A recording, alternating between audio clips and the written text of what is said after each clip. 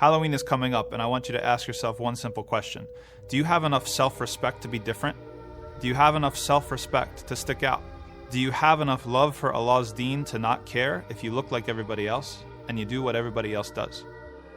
Are you comfortable with being different? Because there's a bigger problem at play if you think that you just have to let your kids celebrate Halloween just because they want to fit in, just because that's what everybody else is doing, just because they're going to have some sort of uncomfortable conversations in school if they don't do that. That entire mentality, that entire attitude that you're teaching your children is an attitude that's going to absolutely obliterate their Islam.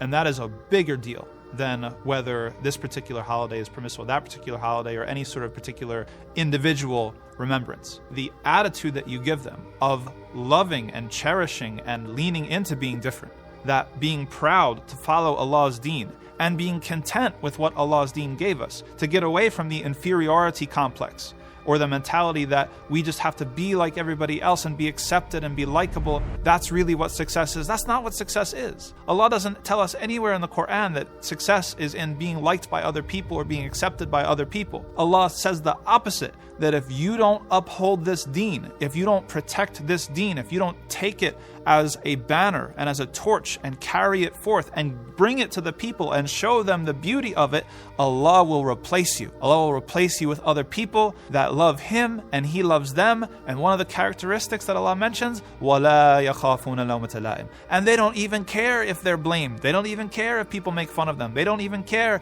if people want to laugh and say, oh, this guy's weird, or look at all the things that he does, or who cares? Are you after the approval of the people, or are you after the approval of Allah? And that's really what it comes down to when it comes to Halloween or Valentine's Day or any of these other celebrations. It's a symptom of a much larger disease. And that larger disease is trying to find the approval of other people that don't love you anyway for your deen. Don't concern yourself with the love of the people. Concern yourself with the love of Allah.